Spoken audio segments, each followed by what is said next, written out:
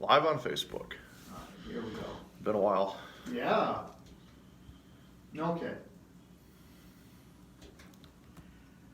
Hello and welcome to another edition of Get Real with Real Estate here on KLAN 106.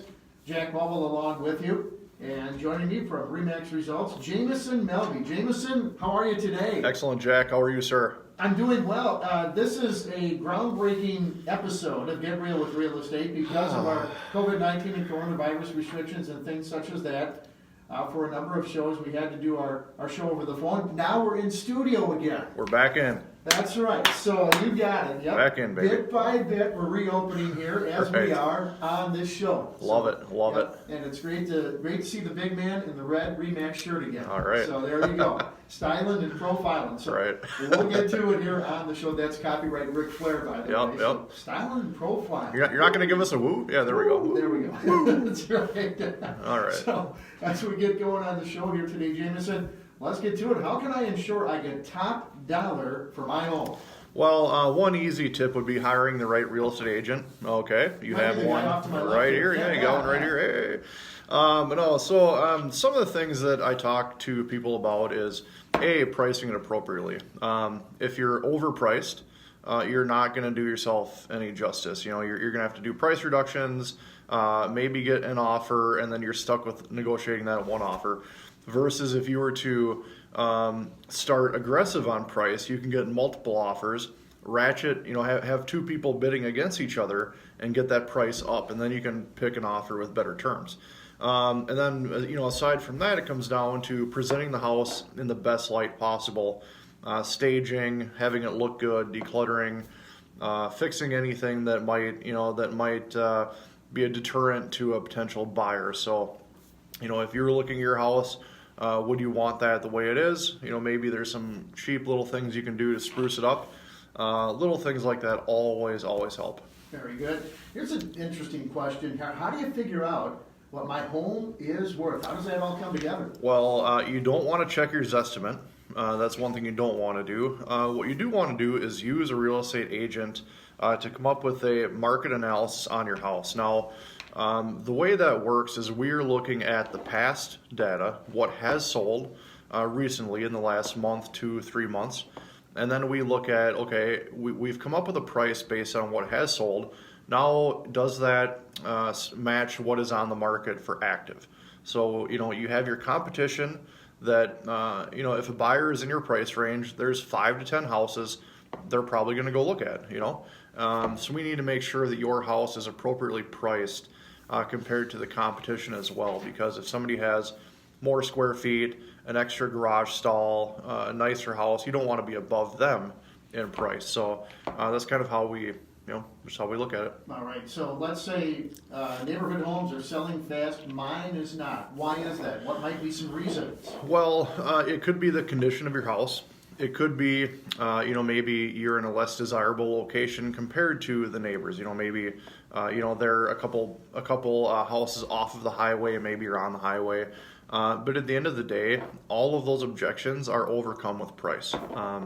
I've had houses where they're in, not good locations, whether it's noisy, busy, things like that, condition, it all comes down to price. I mean, people are willing to overlook a lot of things if they're getting a deal, or not even getting a deal, if it's just priced right. Sometimes we have a bad location, but they can't find a 4-bed, 2-bath house for that price anywhere else. So they're going to start saying, okay, well, we'll deal with the location for getting this much house, this nice of a house, things like that. All right. And finally, as we close on part one of the show today, I have large acreage. So how can we get the house sold? Well, what I do with country properties is, a little different marketing. We might put more money into the marketing of it. Targeted ads on Facebook has worked really well for me. And having a drone, so you can see the acreage, having drone videos, things like that. Because, if you have a 1950 Rambler, it doesn't make sense to have a drone. It just doesn't make sense. If you're in the country and you're on a couple acres, okay, it starts to make sense a little bit more. But if you have a lot of land, it's really worth taking that out there. So a little bit of different marketing, target marketing, things like that, and we still get them sold. All right, yeah, the technology that wasn't available maybe a number of years ago, all of a sudden is. That can really help. Yeah, that's incredible. You got it. All right, Jameson. Part 2's on the way. All right, sounds good. All right, the Dream Team back together again in studio. Jameson Melby with RE/MAX results and action. Jack Caldwell here on KWayne 106. Get real with real estate returns right after this. All right, good first half. We got a good, excellent second half coming for those watching. All right. Part 2. Here we go, partner. Back here with part 2 of Get Real with Real Estate on KWayne 106 on your Saturday morning. Jack Caldwell with you, along with Jameson Melby from RE/MAX Results. Well, let's pick up where we left off, Jameson. What steps should I take as a buyer to buy my first home? Because everybody who's bought a home at one time or another, you buy that first home. Yeah. So the same rules kind of apply now as they did 4 months ago. 4 months ago, we never could have predicted what we were going to be dealing with now. And we always recommended getting pre-approved before going out house shopping. And now it is so extremely important. I mean, there's sellers that will not let you in their house if you don't have a pre-approval. And it makes sense. I mean, people could be asymptomatic out there looking at houses, contagious, we don't know. If you seem healthy, we just don't know. So it's kind of like we're taking precautions, gloves and sanitizer and Lysol wipes and masks and things like that. But you need to get pre-approved. I don't want to meet with somebody in my office unless they've been pre-approved first. We just have to take extra precautions, and we can do Zoom meetings, things like that. I did a Zoom meeting last night for a listing out of town, but you have to get pre-approved. That's the number one. So if you give me a call, shoot me a message on Facebook if you're seeing it on here. I can point you in the right direction, give you a couple lender recommendations. Everything can be done online. That's the beautiful thing these days.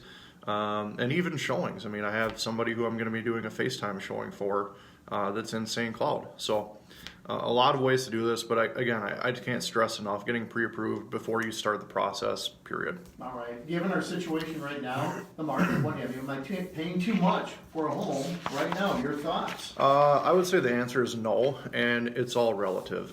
We have not seen a drop in prices in Minnesota. We just have not been affected as much as some other areas. The Midwest has been pretty good. In that sense, our home values are holding steady. Red Wing these days does have a little bit more inventory than we did a couple months ago, and it's simply that there's aren't as many buyers out there looking as there would have been. Of course, I mean, we have Red Wing Shoe out of work, the Tannery, Treasure Island, just those three. That's a lot of people that are out of the market. So, but the good news is houses are selling. There are people out there with secure employment. So the answer is no, you're not paying too much. And in fact, the interest rates are still incredible. People are getting locked at 3%, 3.2, and again, that's credit score dependent, but the interest rates are great. So there's no reason if you need to buy to hold off on buying, because we don't see any economic indicators that things are going to tank or drop anytime soon. All right, now let's say you get everything rolled away, you've got your home and trying to get things set for a budget. How do I know what monthly payments are going to be like? There's websites that have online calculators on there, but if you get pre-approved, like I've talked about, your loan officer will tell you, okay, let's say your ideal payment is $1,200 per month. Then they're going to say you could be looking up to right around this price range for the house. And the reason they can't give you an exact dollar amount is that every house, it depends on what is the property taxes for that property and your estimated homeowner's insurance. So sometimes they'll say you're pre-approved to $200,000. But really, I tell people, pay attention to the monthly payment more than just a blanket dollar amount, because you know what you can afford. If it sounds too good and I'm approved for this much money, but really I don't want to spend that much per month, then don't look there.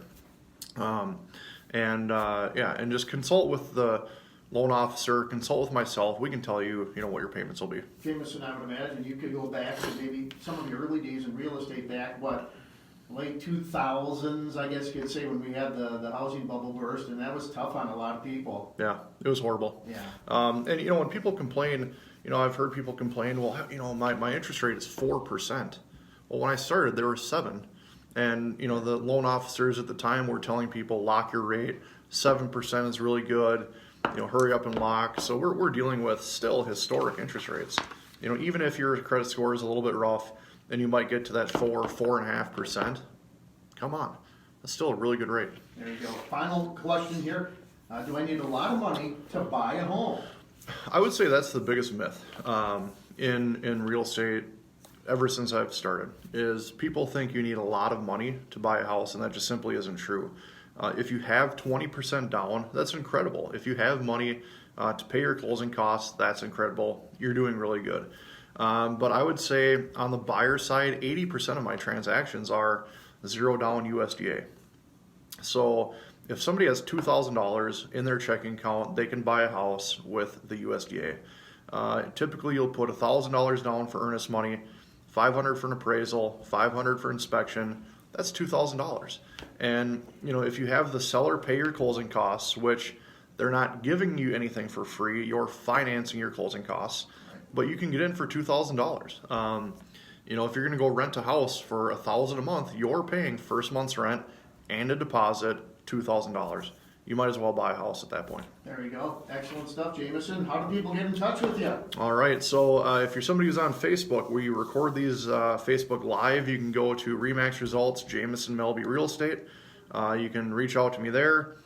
You can find me on the web at jamesonmelby.com. On there, you can search for homes. You can get your home. You can submit a form to get a home price evaluation from me.